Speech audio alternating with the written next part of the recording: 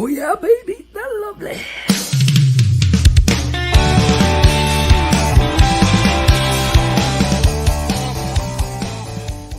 We now wander off the beaten path with an update from the Reefer Reporter. Hello and welcome to the Reefer Reporters. It's June the 16th, 2022, and we are live here from the Legacy420.com news desk on the Patriot Network's YouTube channel as well as Facebook pages. Good morning, Glenn. How are we doing today? Good morning, Al. I'm doing absolutely great today. Nice and sunny, warm outside. What's not to love, right? Nice. Yeah, well, I can tell you right now, we are living under some tornado possibility threats in Eastern Ontario and the Ottawa area this morning. Okay, I had not heard that. Yes, yeah. After we had there a couple weeks ago, there are concerns that, things could even be more damaging if this intensifies, is a possibility. They're really eyeing the Ottawa end of things when it comes to the tornado, but Eastern Ontario, Ottawa area, we could get whacked. Wow. Well, I'm thinking about you guys then. Yeah, all right. Well, I'll tell you, it changes my plans for this afternoon. I guess it does. You have a basement to go into? Yeah, I do. Okay. Yeah, well, the main floor is partially underground and partially above ground. Okay. So I could actually go into a basement as well. So it's a bit of a tricky way the house is built. Let's just put it that way. That's where I'm now, in the dungeon, in the deep basement. There you go. Well, you might need it in a couple days. Maybe the storm's headed your way. You know how it is. Well, let's hope not. You guys can keep that storm. I'm not much into hurricanes. No, I'd hate to be you if you're out on a motorcycle and one of these comes through. Yeah, that's true. I've had some pretty weird experiences with weather here because, they say you have to dress for 3 seasons here every day. Yeah. And it's true. Yeah. Freezing to warm to hot to freezing again, rain, and it's just crazy. But I guess you live through it, right? Yeah. That's right. It's Canada, man. It's Canada. Yeah. All right. Well, let's get started on our first news story of the day. And what we've got going ahead from StratCan says Canada's 10 milligram edibles limit, empowering black market, hamstringing legal industry.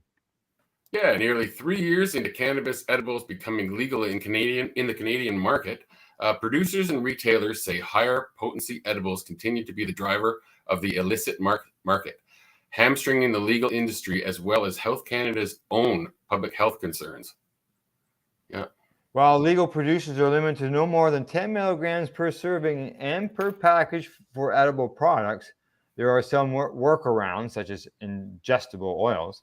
Similar products are commonly sold on the black market that can have potentially hundreds of milligrams of THC, or at least advertise that they do, according to President and CEO of Indiva, and that'd be Neil Marat? Yes, Murata. In his work as the co-chair of the Edibles Caucus at the Canadian Council of Canada, Murata said he and many others in the industry are actively lobbying Health Canada to make them aware of their concerns. Part of our effort right now is to inform all levels of government, in particular Health Canada, of what I would describe as a $500,000 market failure. When you look at the edibles category in Canada over the last 2+ years, as a percentage of the entire market, it's only about 5%. But when you look at mature markets, it's more like 15%. When you look at the recent data from Colorado. He goes on to say that some of that gap may just be time, but I think you can draw a straight line to the potency issue, where it's obvious people are going back to the illicit market for higher potency edibles, and people are. Yeah, I think that's the same with flower. Yeah. If you get a better product, that's where you go. So there you go. Brina Gildenberg, the CEO of Organigram, another edibles manufacturer and member of the C3, says the issue is also one relating to manufacturing practices and for the extra waste created by only allowing 10 milligrams THC per package. This is especially true for consumers who aren't satisfied with such low THC limits. Consumers want a product that has higher THC. with a cap of 10 milligrams per package, we often have 2 or 4 gummies in a package, which means each gummy might only be 2.5 milligrams. There are people out there that won't make any difference to. So you're eating a lot of candy to get your THC. True. Exactly. And we've been saying that for years now. That anybody who's looking to use it medicinally, and over half the people who go to the stores say they do, then you're having to consume a lot in order to be able to get the desired effect of what you need. And that, somebody like myself with Crohn's disease, it's not good to eat a bunch of baked goods. Yeah, that's true. Or to be able to. Well, here's a perfect example: is the milligrams in beverages, because that's what I'm looking at, that I'm dealing with. Is that I can go to the indigenous market and I can get 30 milligrams of THC in a beverage, or I know right now, like you can get shooters at a store or at the store. The cannabis stores, the OCS type style stores, with 10 milligrams in it and then you got down at Legacy, they have 10 milligrams, but I also know that they're experimenting with a 100 milligram shooter. Wow. And what's the ones that you usually have? That I usually have? Yes. Oh, the ones that I usually have is I get mine from Legacy 420, and they're 30 milligrams. Okay, and do you have one every day? No, not every day. So it's only when you feel like it. Yeah, medicinally I've used them, like, for example, snow shoveling. Okay. Removing snow afterwards. I like to have the beverage to help the sore muscles. Okay. And then this past weekend, sitting around the fire, instead of having a beer, I don't drink beer, but people would have a beer sitting around the fire. I had a cannabis beverage. Nice. Okay. Yeah. And it's all 30 milligrams. So you're doing 3 times what the legal limit is there already. Right. Wow. Yes. Yeah. And then if they get into these 100 milligram shooters, one shooter is like drinking 10 of them. Yeah. I wonder where it ends, though. That's the only thing I worry about, Well, yeah. I don't want people going to the hospital because they drank a drink, right? No, exactly. But I would think that with the 100 milligram, it wouldn't take too many. Okay. It would allow some people. You have to know your tolerances, eh? Yeah. That's what I'm sort of working with now with by getting these drinks, figuring that out. Let's just say. All right, continue the story. Okay. Goldenberg says she believes what is needed is not necessarily higher potency in a single serving, but just increasing the allowed limit per package, leaving the 10 milligram limit per serving, but allowing potentially 100 milligrams per package would go a long way to making the products more appealing to consumers, especially those currently going to the illicit market. Yeah, but it doesn't change the fact that you're still eating more candy. Exactly. That's what I was just thinking. But then you're eating 10 instead of 1. Yeah. I could see that. Why couldn't they make one gummy that's breakable? That has like they make pills now that break in half. Why couldn't they do that with gummies? So you can break off a 10 mil if that's what you want. Or you can break off 30. I know when I buy a chocolate bar from Legacy, it's like a Kit Kat style thing where you can break off pieces. Nice. Okay. And that makes sense to me. That makes more sense. Yeah, that's basically what I did over the weekend. Ate half a chocolate bar, had a drink. Hey. Nice. All right, continue. He argues this in itself is a public health and safety issue because every consumer going to the illicit market is taking a risk buying products with no standardized testing. And we went over that. That's very true. Well, I know when I'm getting my product from Legacy 420, it is tested. They have a full lab facility there. But there's a lot of... Yes, I agree. Yeah. Certainly when we look at the mature markets, there are offerings at much higher than 10 milligrams.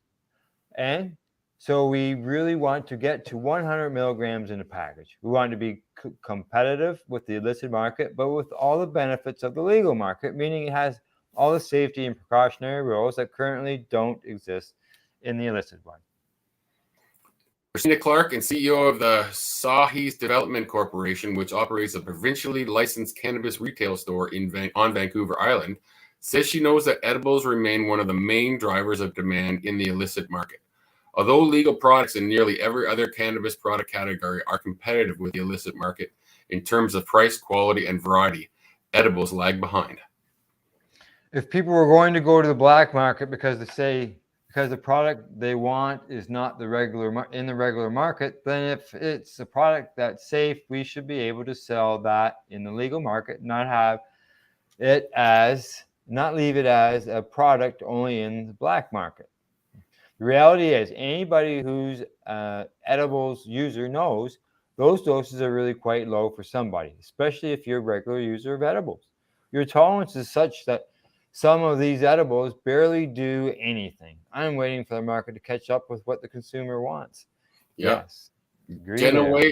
Jenna May McLean, the co-owner of Calyx and Trichomes Cannabis, and the executive director of Normal Canada, says she agrees with the idea of opening up the limit to at least allow producers to sell more than 10 milligrams per package, even if the potency on the individual serving stays the same. 10 milligrams is fine for a suggested servings, but edibles should not be 10 milligrams per pack, McLean tells StatsCan. In other regulated markets, the limit per package is not as restrictive as it is in Canada. A couple of weeks ago, I was in Vegas and was able to get edibles that had many 10 milligram portions per box. Consumers mostly get confused about the price per milligram, which seems expensive, and the quality limit, continues McLean. Unregulated edibles seem half the price for 10 times the potency. Canada's 10 milligram potency limit was in part informed by feedback from states like Colorado and Washington that legalized cannabis for non-medical purposes several years prior to Canada. When those states initially legalized, they had very few restrictions on edible potencies and saw a lot of problems with people consuming too much, increasing emergency room visits and other health and safety concerns. These states have since imposed more strict standards, with some only allowing 10 milligrams or even 5 milligrams per THC per serving, but still allowing much more THC to be in a package. Colorado, for example, has had a 10 milligram per serving limit in place now for several years, but allows up to 100 milligrams per package. Now is the time to review this area, adds Goldenberg from Organigram. Maybe it was fine at first, the idea of starting slow, but we can now see that after 3 years, we are unintentionally keeping the illicit market active in this area because we are not providing the equivalent legal options to consumers. If you could do a 100 milligram package, you could have 10 milligram pieces in it. Isn't that better? They ask. It's better. It just seems like a lot of candy again. Yeah, exactly. That's one thing that would be nice to try to cut down on the candy or the sugars. Yeah, why couldn't they have one that's 30 milligrams and it's the same size as the 10, you know? Put 3 in the pack. Put 3 in the pack. Well, you have that 30 milligram package. You'd have the 10, unless you're looking at doing, if it's a 100 milligram package, why couldn't a person or a company produce 4 at 25 milligrams? Yeah, 4 at 25. That makes sense. Yeah. Do it that way. Allow them to sort of divvy it up, sort of how they do now, because like when it comes to beverage and things, you got different levels of THC up to 10 milligrams and different levels of CBD. So why not allow them a 100 milligram package and let them decide how potent each piece will be that's inside it? That makes more sense to me. Yeah. All right, on to the next story.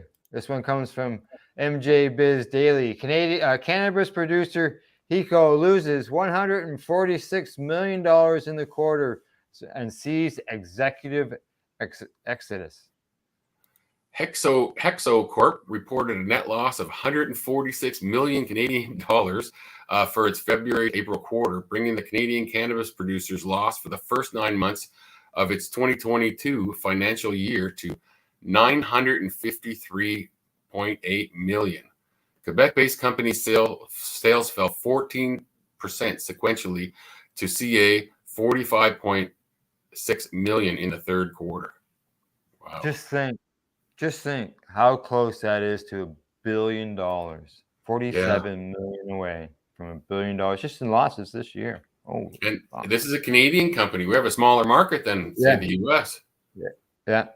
By stream compared to the previous quarter, adult use cannabis net revenue fell 11% to 31 million. Beverage revenue slipped by 5% to 4 million. Medical sales declined by 15% to 813 million or thousand.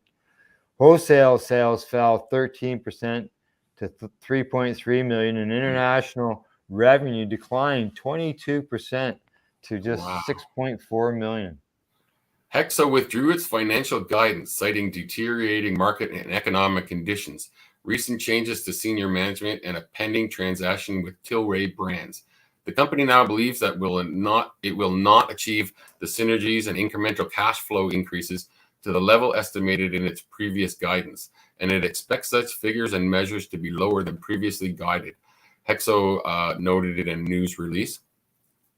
Hexo previously pledged to become the first among its competitors to be cash flow positive from operation. The Quebec-based, Quebec-headquartered company said it is reducing its workforce by 450 positions, which are expected to result in a cost savings of $30.6 million. And Hexo spent $7.8 million on termination benefits for key executives so far this year, according to the quarterly filings. So people are getting bonuses as they're leaving, I guess. Yeah. Well, see you later. Here's a huge check. Yeah. The company provided the following statement for MJ Biz Daily, inquired about the layoffs and departures of some key executives. Hexo is committed to streamlining our operations across all functions. This enables our top-selling brands to remain competitive in the marketplace, whilst aligning with our long-term financial objectives. We look forward to sharing additional details on our Q3 earnings. The company has seen an exodus of executives in recent months, including Peter Kirkwood, head of sales, Valerie Malone, chief commercial officer, Marlon Boyington, director of brand management, Nancy Neal, medical sales director, Roche Billancourt, general counsel, Kurt Solzvig, acting chief financial officer, Scott Cooper, CEO. Meanwhile, Hexo on Tuesday made amendments to his previously announced transaction with Tilray. The biggest change in the deal is that Hexo debt will now be converted at a price of 0.4 per Hexo share, about 0.85 cents a share. That was previously agreed to. The company's shares were trading at 25 cents on the Toronto Stock Exchange, and they're expected to seek a shareholder approval on July 15th, to a slight delay from June. Wow. Yeah, wow. The amendments could eventually give Tilray as much as 50% of Hexo, up from an estimated 35%. The strategic partnership with Tilray Brands significantly improves Hexo's capital structure and provides the opportunity to accelerate in our growth, according to CEO Charlie Bowman. He said that in a statement. Wow. Crazy. So there you go. That's sounds to me like bad management. That's a lot of money. It is. For a long time. Yeah. There we go. Good. My screen moved around on me. Got new tabs all of a sudden going on here. All right. That's that's a lot of coin. A lot of coin gone. Yes. Disappeared. Exactly. Gone. I got to get things organized here. There we go. All right. Next up, we got InMed Pharma rolls out rare cannabinoid via BayMedica, and this is in Mugglehead Magazine. Cannabinoid manufacturer InMed Pharmaceuticals Inc. Will be launching B2B sales of Delta-9 dominant tetrahydrocannabivarin. On Thursday, the pharmaceutical said the rare cannabinoid may look similar to THC, but it does not have the same psychoactive properties.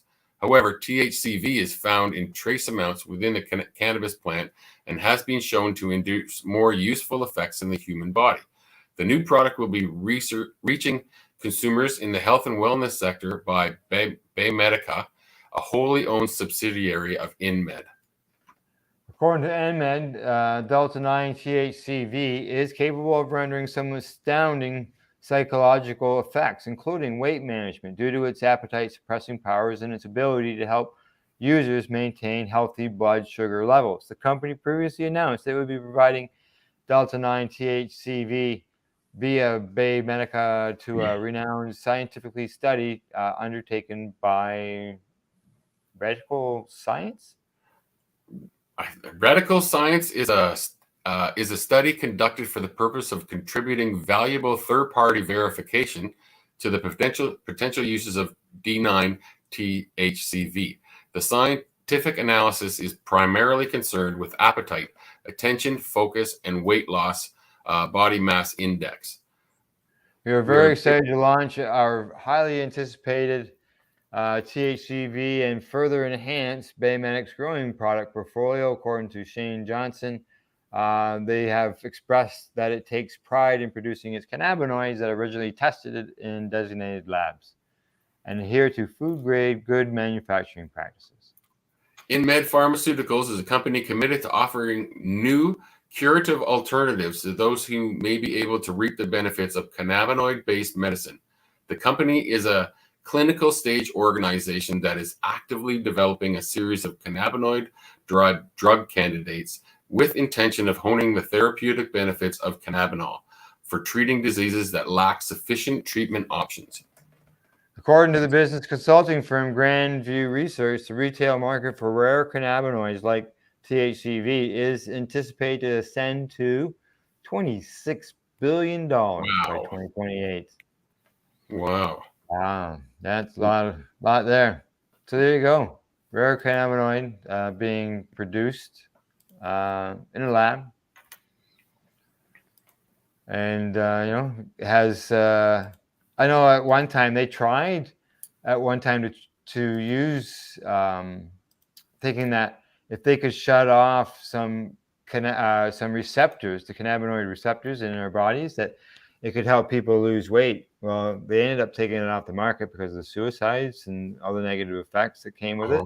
Okay. So, maybe this is the new way of doing it, and, can help people with weight loss and people with, cannabis. What do you mean weight loss? Is everybody's that's exactly what I was thinking. Everybody's thinking about the munchies. Yeah. Well, that's good news for all of us users then. Yes.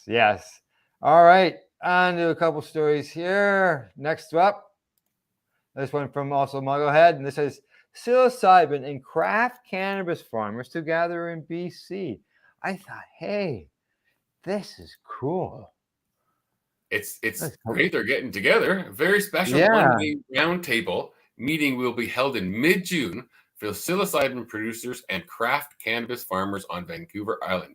The momentous event aims to benefit fungi and ganja enthusiasts across the province and beyond. Additional guests will include government officials, Indigenous leaders, business innovators, and other prominent community figures. What a great idea. Yeah, and I think that was very important, though, that last line when you talked about all the other people being involved in that, being the government, the Indigenous people. Why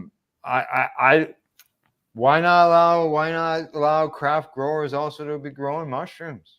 It makes sense to me, and I think it's one more step in the chain. Yeah, exactly. Both, naturally grown. Yeah. Makes sense to me. Good sense to me. Excuse me. A historic event on June 16th will be hosted, which is today, by the nonprofit Therisville and the BC Craft Farmers Co-op. The objectives of the event will be to pinpoint social development and economic opportunities for psilocybin and craft cannabis producers on Vancouver Island, and to facilitate productive discussion regarding ways to accomplish these desired opportunities with the public interest in mind.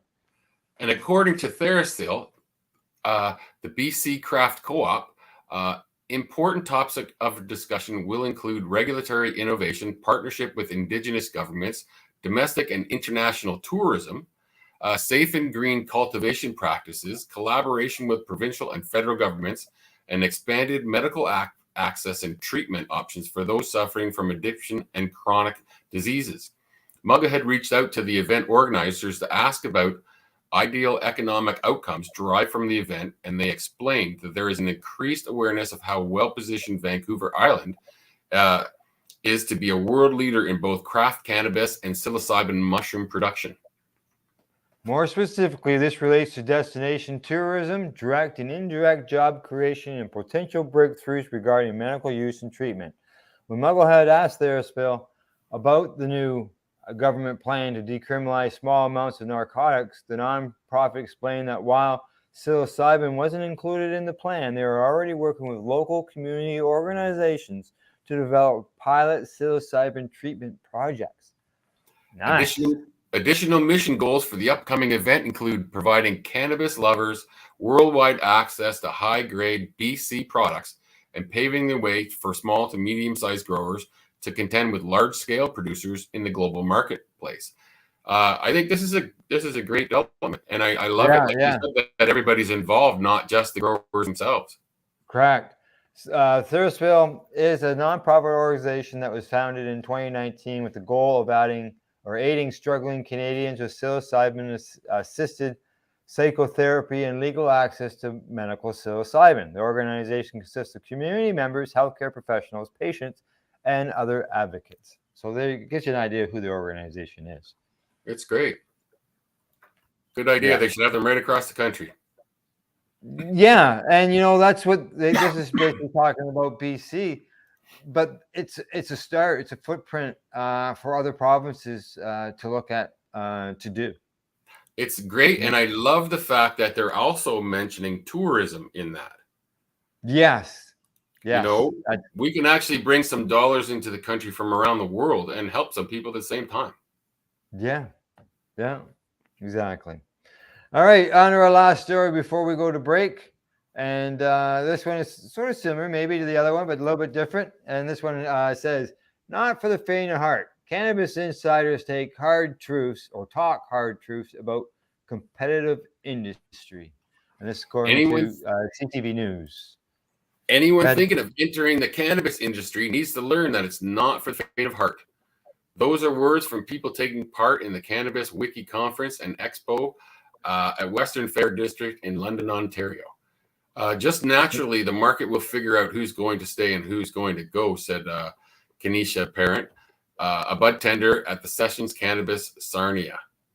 Oh, for sure. Exactly. That's what I've been saying to all those people who are screaming about the number of stores. Yeah. Parent explained how the market she operates in has become saturated in a relatively short period of time. She says that down in Sarnia, we kind of exploded. We went from 2 retail stores about a year and a half ago, and now we're up to 14. We're quite a small community, so we're kind of springing up like dandelions. Producers are also finding it difficult to keep up with the pace of the growth in the cannabis industry. Ross Hendry is the marketing manager at Wagner's, a Kitchener-Waterloo-based cannabis cultivator and producer. There's a lot of new great brands coming out constantly, he said. You have to have a pretty strong offering to compete. True. Former Ontario Cannabis Minister George Smitherman, who now presides over the Cannabis Council of Canada, said in addition to competition, the industry faces stringent regulations. The share of the pie is a little uneven, and the government's taxes, fees, and markups is really elbowing out everybody else in the industry, he said. So profitability or economic sustainability is a real threat. Smitherman said there are more than 1,500 cannabis retailers in Ontario. Yeah. Another major challenge for those in the cannabis industry is competition from the illegal side. Nearly 4 years after cannabis legalization, Smitherman said illicit suppliers and producers still make up about half of the overall industry. He said many consumers remain loyal to their traditional suppliers. That makes sense. If they're happy with them, why not? Yeah. But as Smitherman pointed out, this creates a problem, namely that illicit suppliers don't just face legal risks, they face health risks too. When products that are gathered up from the illicit market are tested, whether it's a dry flower or edible product, almost without variation, they found to be onboarding things, most contaminants, pesticides, which are not possible in a legal environment, he said. Not possible? I've heard stories different than that. Yeah. Well, we know that it has happened in the legal environment. Yep. According to Smitherman, the cannabis industry in Canada represents $150 billion of gross domestic product investment, employs 150,000 people. Cannabis Wiki, the conference in the expo there, it runs this Thursday and Friday at the Western Fair Agroplex down there in London. Yep. Yeah, I was asked if I was going. It's a little far, I must say, from here. How far is that from you? About 3 hours? Be more than that.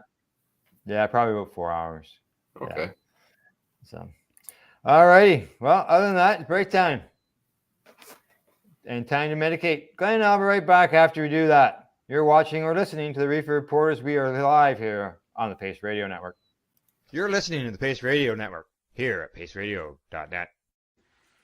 Growing your own cannabis is easier than you think. Whether you're growing for recreational or medical purposes, BMA Hydroponics has everything you need to succeed. From the standard 4-plant recreational systems to the latest cutting-edge hydroponic equipment, BMA can customize your package and do it at discount prices. Visit BMA Hydroponics at 404 Maitland Drive in Belleville and ask us for a free estimate. Or call 613-967-9888 and we will give you an estimate over the phone.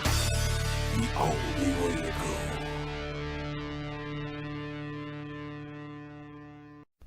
In February of 2022, the Victoria Cannabis Buyers Club and Ted Smith were fined $6.5 million.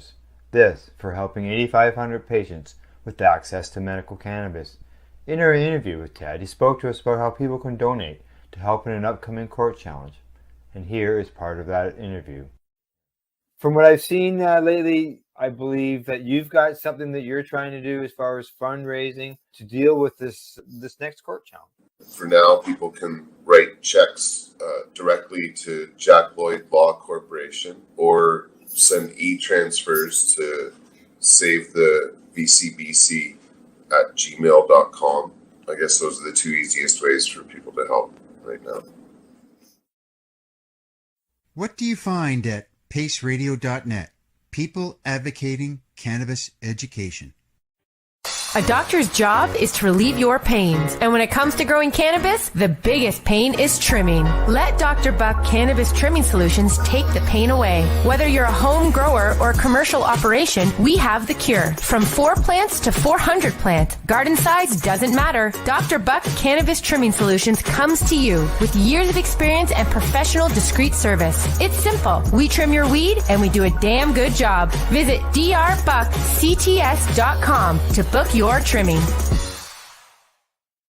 Did you know that the Pace Radio Network isn't just a radio network? That's right, because most, but not all of our programming is now done via video and is then podcasted at paceradio.net. So if you want to watch our programming, you'll find us on the Pace Radio Network's Facebook page, plus the show's own page, and you'll find us live on the network's YouTube channel. And don't forget, you can find it all, video and audio, at paceradio.net.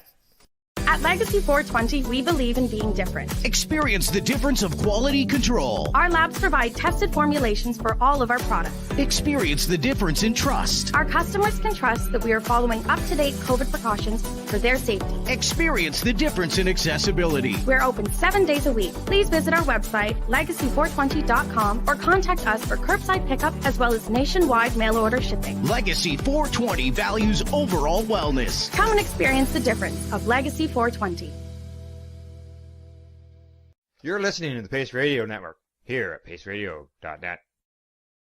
Hey, we're back for a medication session, and we, the Reefer Reporters, are live here on our YouTube channel and our Facebook pages. Well, Glenn, our last story before the break, we hope that spreads across the country.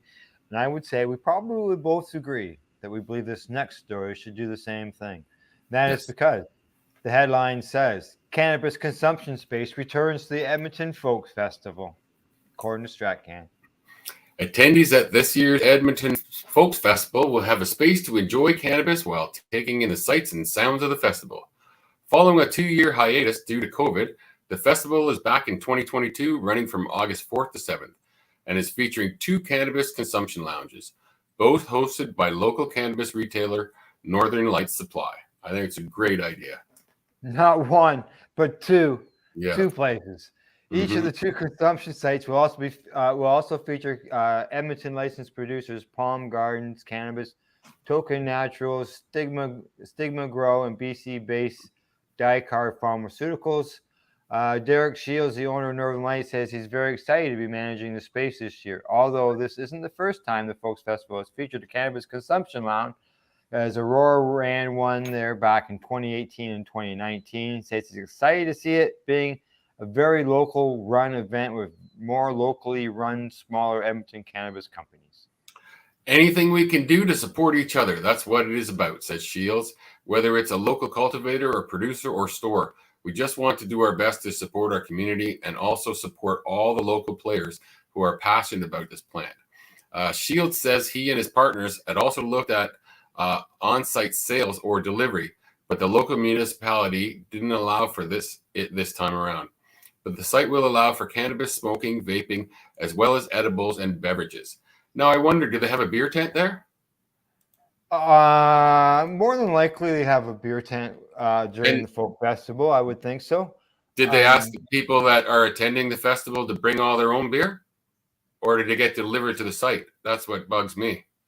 Oh, the beer's on site. If there's a beer tent, the beer's brought to the site. I don't see what's the problem with bringing cannabis to the site. Correct. Yeah. It's like the Vapor Lounge days. It was a BYOB, bring your own bud. Yeah. This, be nice for the sales. As I said, not this time, but maybe next time. It's been, they've had the 2 years experience with Aurora. This is a whole new group of people who are running it. Look how this year goes, and if everything runs smoothly, then if they don't have a reason to say no, then why not? Well, I hope you're right, because I equate it exactly the same as a beer tent, except for this helps people. Yeah. I like to see the on-site sales, but next year, we'll keep an eye on this. But something like this to spread across the country would be nice to see. You're a guy who plays the guitar, right? That I'm sure would enjoy going there and be able to, go over to the lounge and have some cannabis in between. I love music. I love concerts and anything like that. I would really love that. Yeah. And why not bring that inside to like lounge spaces, like we used to have. Yeah. Okay. Continue on. Nina too, the project manager at Dicard Pharmaceuticals, who is formerly with Aurora Cannabis, when they ran the consumption space, says she was excited to bring more small local Edmonton companies into the space this year with the blessing of the Edmonton Folk Festival. I reached out to Northern Lights because they are an independent store, and I've always loved and I've always wanted to support local, says Chu. So I reached out to see if they wanted to partner on this, and they were very happy to. The Folk Festival has been very supportive, and we're not only looking forward to the event this year, but to building on these consumption spaces and maybe sales in the years to come. Yes. Glenda Dennis, the sponsorship coordinator with the Edmonton Folk Music Festival, says she was very happy that Tu was able to work with her team to once again bring the cannabis consumption space to the festival. Since alcohol is common at such events, Dennis says it only makes sense to also provide a space for folk fans who also enjoy cannabis. It's a folks festival, so you can't really not have cannabis, she says. It's a safe place to consume cannabis and educate consumers, said Shields, while also getting our brands out there. And just have fun. The Edmonton Folk Festival takes place from the August 4th to 7th, 2022, and features an array of local and international talent. I think it's an amazing thing, and I think this should be, like you said, everywhere. Be spread around. Other than that, now that you've got this experience from riding your bike from Ontario to New Brunswick, are you heading out to Edmonton maybe in August? Just thought I'd check. I would absolutely love to.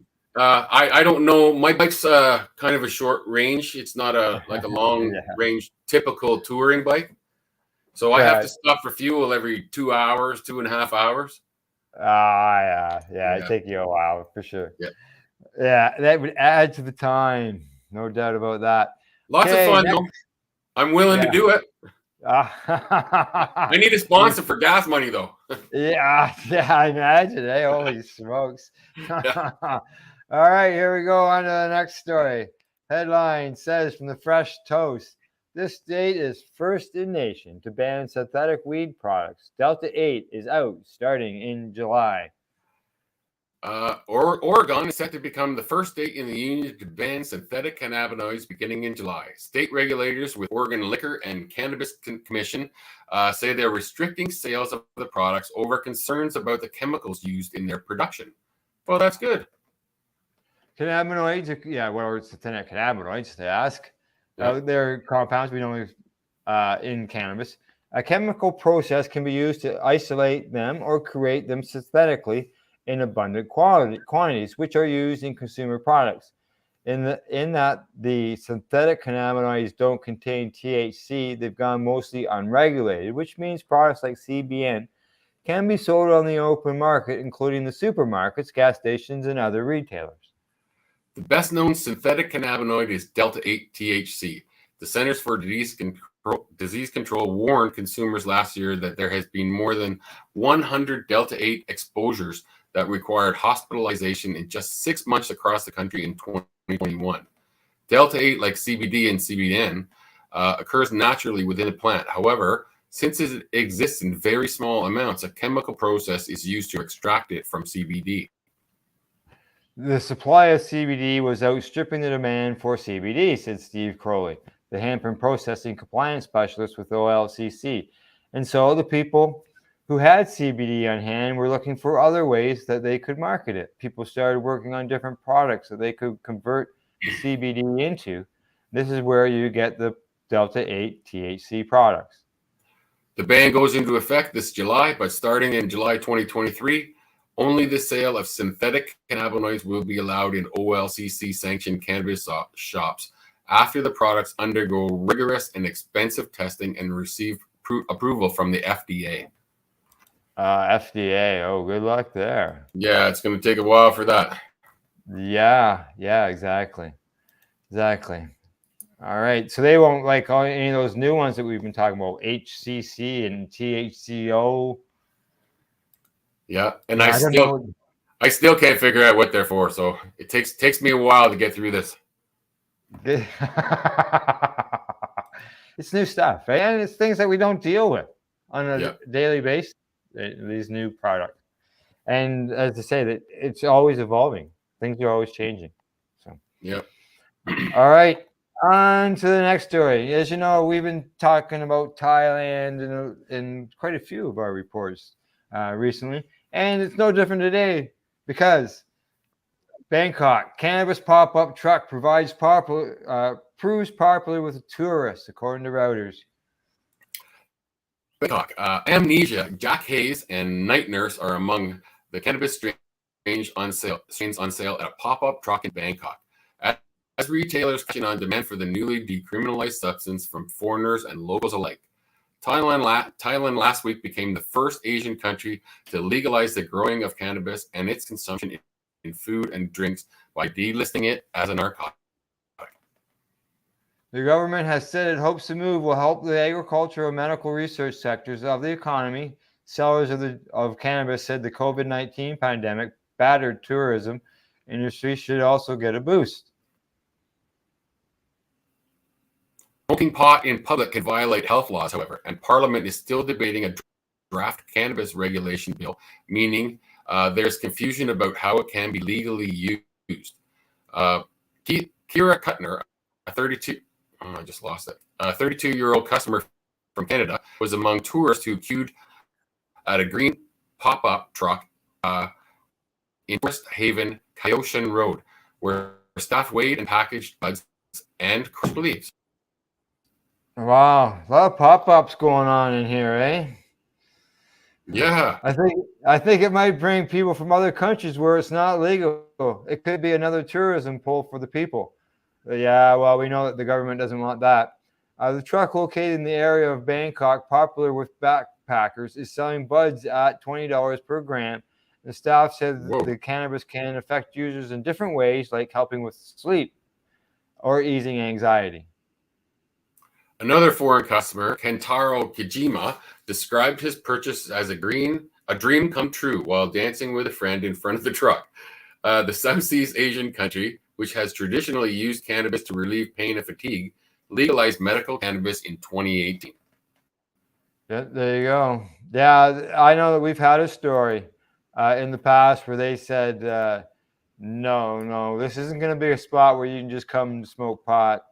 I remember that was a week ago, I believe, and they're saying this is not about tourism, but it seems to be about tourism all of a sudden. Exactly, and you can already see what's going on. They got the trucks. Like, I'm trying to think. I can't recall seeing it, like, even in Toronto, to have a pop-up truck selling edibles. There might have existed. I think it's a great thing. There's probably some law, right? You're not allowed to. Yeah, maybe. Yeah, who knows? Yeah, but I know that they're doing it out in the West Coast. Neil and them, they have an RV. Well, this is perfect for the helping out festival. people, helping out people with addiction issues. If you get some pop-up trucks to go to the folk festival, would be in business. Yeah. Hey, there you go. Exactly. All right, on to our next story. This time, we're heading off to Germany. That's because in Germany, they take further steps towards adult use cannabis legalization. And Germany is continuing to pave the way for legalizing cannabis for adult use purposes and has started to hold hearings focused on various factors of the new legislation. On Monday, the German Ministry of Health announced plans to start holding expert consultation on various aspects of legalization starting on Tuesday. The 5 expert hearings will be held at the Federal Ministry of Health and will be led by the Commissioner of the Federal Government for Drug and Addiction Policy. The legal proceedings are intended to help government officials get ready for the scheduled parliamentary process that will dictate regulations on the supply of the recreational cannabis to adults in the country. Sounds a lot like what we did here. Yeah, they're just a little bit behind. Over 200 top-tier professionals and government officials from an assortment of academic fields and career paths will be in attendance.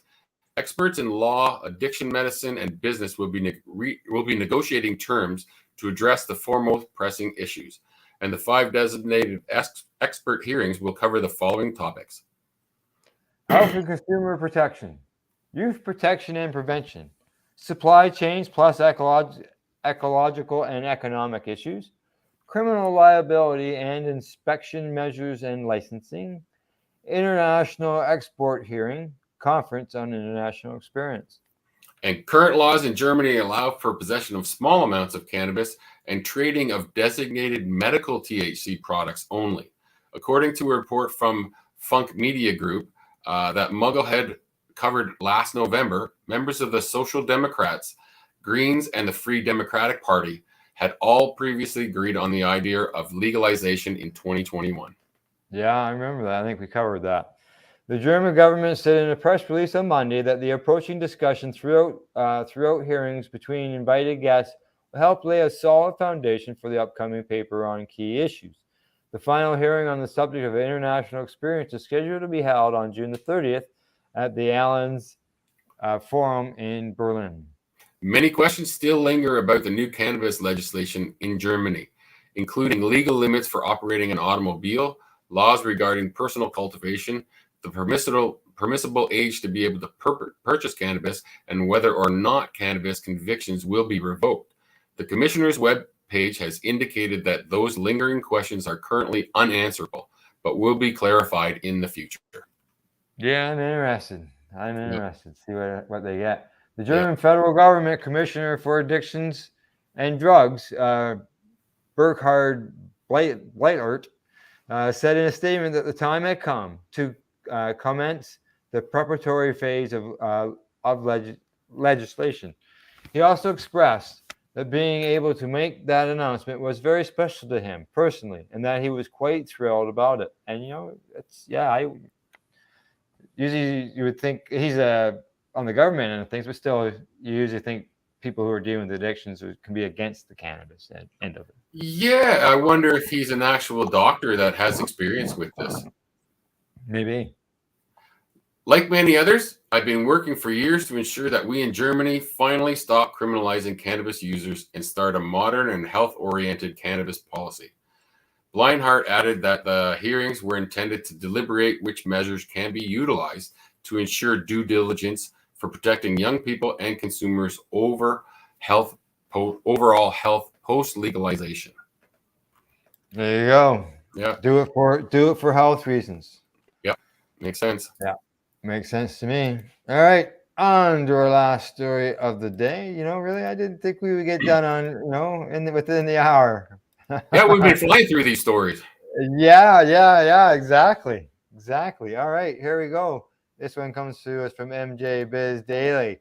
It says, inaccurate strain names, poor labeling hinder marijuana industry, study shows. Marijuana consumers have long suspected that strains aren't accurately named. Really? For example, Blue Dream flower from Colorado can vary drastically in taste, flavor, effect, and appearance from Oregon flower with the same name because it's not the same. Completely not the same. In fact, the strain can vary drastically from two different cannabis retailers on the same block. Now that there's a study that proves it. Researchers from the University of Colorado, Boulder, and Seattle-based cannabis conference platform Leafly published a study in the journal PLOS One in May that found cannabis labels do not consistently align with observed chemical diversity of the product. Not only that, but the researchers found that the labels to be inaccurate to communicate to consumers the full range of cannabinoids and terpenes, which could be useful in helping customers better understand the plant and make more informed decisions about purchases and consumption. It's like if your cereal box only showed calories and fat and nothing else. The report's co-author, Brian Keegan, an assistant professor of information science at the University of Colorado Boulder, said in a news release. He also continued to say, we as consumers need to be pushing for more information. If we do that, the industry will respond. The study analyzed nearly 90,000 samples of cannabis across 6 states with legal cannabis sales. It found that the cannabis flower typically falls into 3 categories that are high in the following terpene combinations: Carophyllene and limonene, mycene and pinene, terpenoline and mycene. The data is an invitation to the industry to move away from these clusters, which are not exhaustive of what people can metabolize or what growers can produce, according to Keegan. The 3 categories also don't fix into the overly simplistic narrowing scheme of sativa, indica, or hybrid. It's not an effective way to brand these products, Keegan said in an interview. Everything is a hybrid these days. It pretty well is, too. Yeah. Keegan said he believes this study is the largest analysis of cannabis data to date. He said the cannabis industry could learn from the data revealed in the survey and adopt best practices used in other industries to disclose what people are putting in their bodies. Makes sense to me. Yeah. Although adding terpene and minor cannabinoid testing results could be a hard sell for cannabis companies that are already operating with increased shrinking margins, Keegan says that if more businesses in the industry were to add the tests, the cost likely would come down. Lev Spivak, Blindorf co-founder and chief science officer for Ann Arbor, Michigan Cannabis Testing Laboratory, PSI Labs, submitted 7,200 data points, including terpenes and cannabinoids from flower to the study. His lab was one in 6 separate state markets to participate. Data scientists at Leafly vetted the labs according to Spivak Bindorf. Whoa. What makes this study so valuable is its latest survey thus far of regulated modern cannabinoid profiles. Spivak Bindorf pointed out that the reason these 3 terpene clusters mentioned above were so dominant is because the industry is driven by a focus on the THC potency and breeding for cannabinoids, not terpenes.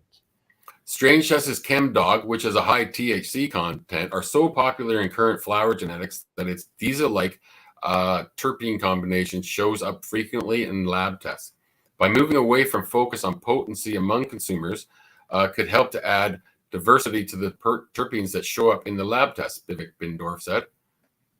If you want all the flavors and smells, the many colors of the rainbow, you can't just have THC. You can't have everything be potent. Beyond that, Spivak Bendorf said the trend of cannabis lab shopping, where growers shop around for a lab that will give them favorable test results, including boosted THC numbers, is also a trend he'd like to see go away. It's a challenge we're all facing, he added. It's about transparency. That's the foundation of good science. When she walks into a cannabis dispensary, Kim Struck's first question about the flower is, what does the terpene profile look like? I usually get, I don't know, said Struck, founder of cannabis consultancy Ally Consultant, which is an office in Portland, Oregon. He says that indica and sativa is lazy marketing and doesn't make sense unless you know the other companies of the other components of the flower. Stuck has been a member of the Cannabis Standards Organization ASTM since 2017, and she would like to see the cannabis industry do better in educating the cannabis consumers, including adopting standardization among the labels that include information beyond THC and CBD content. And there's nothing wrong with that whatsoever. No, I would love to know what the flavor profile is of stuff before I get it. That's right. For example, put a QR code on products could help consumers to evaluate the terpene and cannabinoid profile and make more informed decisions. The scannable code would also prevent labels from taking up too much space on the product packaging. With that, the sativa, indica, and strain name convention could completely go away, and it almost doesn't matter. Yeah. Well, I can tell you, Dr. Buck, Cannabis Trimming Solutions, he's got a salve that he's created, and on his product on the bottom, he's got the QR code, and that QR code takes you right to the lab test. That's great. I agree with that. I think it's great. You can see the lab test for yourself. Nothing to be hidden. So I just have to figure out what the meanings are, like in the flavor profile. Right, exactly. You have to learn about terpenes. Yeah. Yeah. Instead, Struck would shop based on terpenes such as lanolin or minor cannabinoids such as CBD. As consumers become more mature and understand what they want, she expects the industry will see a change in how cannabis consumers shop. And she doesn't own a cannabis brand, but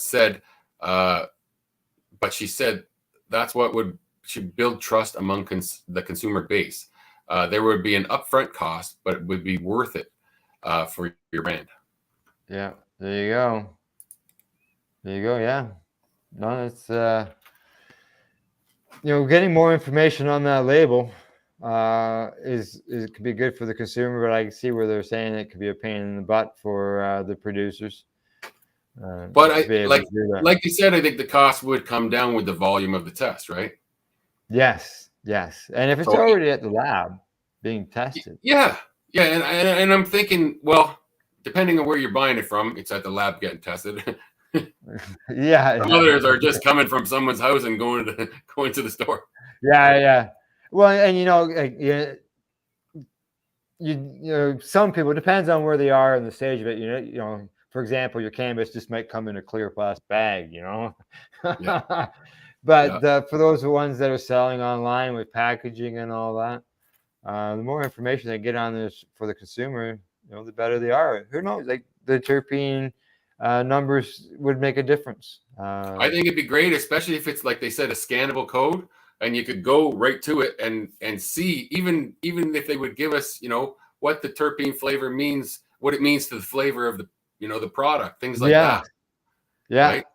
Yeah, exactly. Or it'd be nice to have it on the label, but even if they start with it on the website, so that people that are looking at the products online before they go into a store, for example, would know what's in it before they even got there.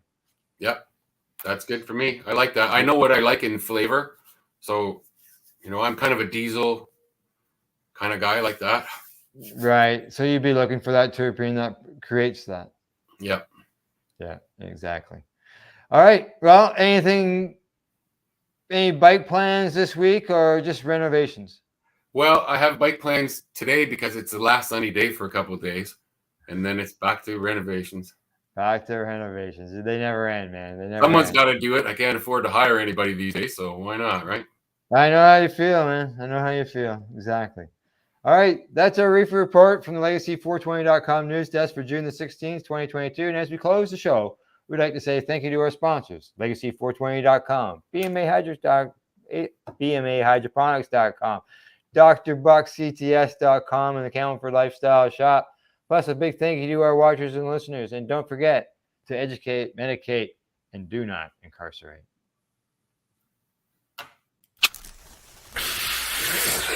Oh, yeah, baby. That's lovely. You're listening to the Pace Radio Network here at paceradio.net. The views expressed by the individuals during this broadcast are their own opinions, and they may not be the same as those of their group or other organizations they may be involved with.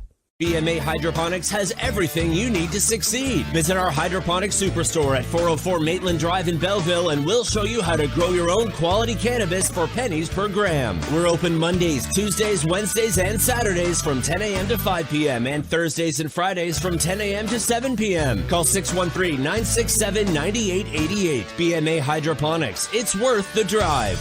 The only way to go.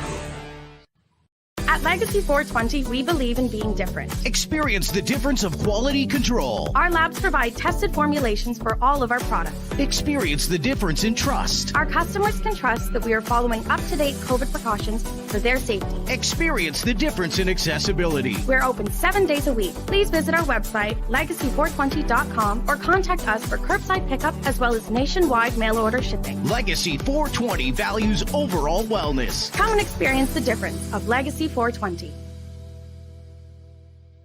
Did you know that the Pace Radio Network isn't just a radio network? That's right, because most, but not all of our programming is now done via video and is then podcasted at paceradio.net. So if you want to watch our programming, you'll find us on the Pace Radio Network's Facebook page, plus the show's own page, and you'll find us live on the network's YouTube channel. And don't forget, you can find it all, video and audio, at paceradio.net. A doctor's job is to relieve your pains. And when it comes to growing cannabis, the biggest pain is trimming. Let Dr. Buck Cannabis Trimming Solutions take the pain away. Whether you're a home grower or a commercial operation, we have the cure. From 4 plants to 400 plants, garden size doesn't matter. Dr. Buck Cannabis Trimming Solutions comes to you with years of experience and professional discreet service. It's simple. We trim your weed and we do a damn good job. Visit drbuckcts.com to book your trimming. Enjoy the buzz of legalization with Campbellford Lifestyle Shop. From lights to plant nutrients, books, consumption accessories, and more, we've got all your basics to grow or consume cannabis. Visit our info center or take a look at our piercing services and body jewelry, now available in-store through Campbellford Lifestyle Shop, 17 Bridge Street West, Campbellford. You're listening to the Pace Radio Network here at paceradio.net.